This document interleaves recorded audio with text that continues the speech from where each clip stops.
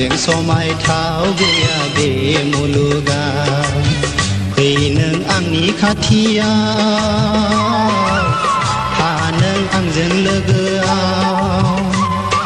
बेसे मोजां बिखा फांदां नोंजों रुजुथाव गैया बे मुलुगाव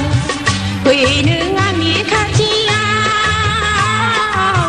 था नों आंजों लोगोआव खानाय रुंबां हायना गोनां नोंजों समायथाव गैया बे मुलुगाव फै नों आंनि खाथियाव था नों आंजों लोगोआव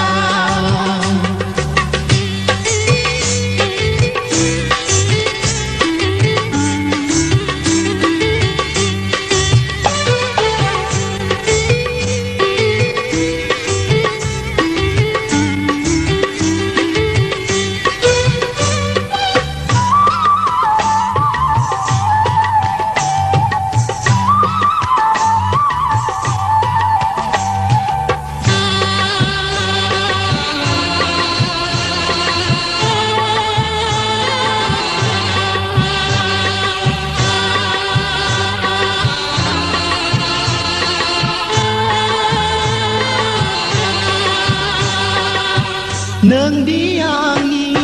गोरबोनि दाउ मैना नोंदि आंनि जिउनि आंगो सना चारौ गुस्थिया नोंनि बेसे समायना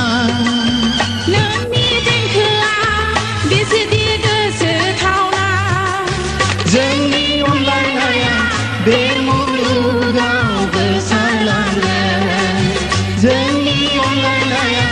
बे मुलुगाव गोसारलांगोन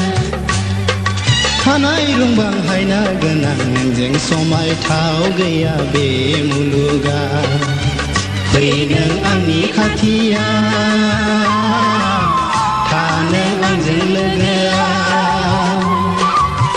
फै नों आंनि खाथियाव था नों आंजों लोगोआव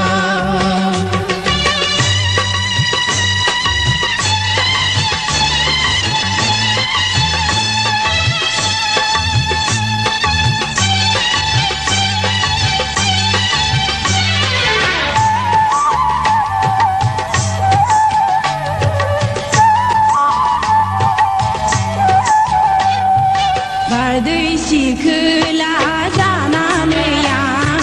नोंनि अखोराङाव बिरलांगोन आं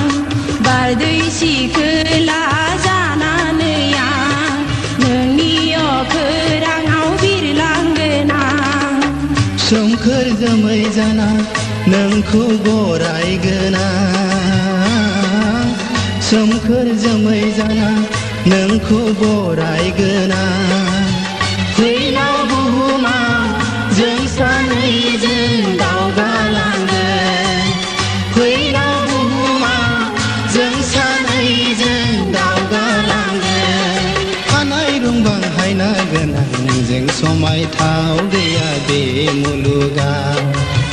फै नों आंनि खाथियाव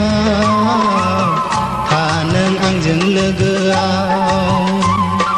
बेसे मोजां बिखा फांदां नोंजों रुजुथाव गैया बे मुलुगाव फै नों आंनि खाथियाव था नों आंजों लोगोआव फै नों आंनि खाथियाव था नों आंजों लोगोआव फै नों आंनि खाथियाव था नों आंजों लोगोआव फै नों आंनि खाथियाव था नों आंजों लोगोआव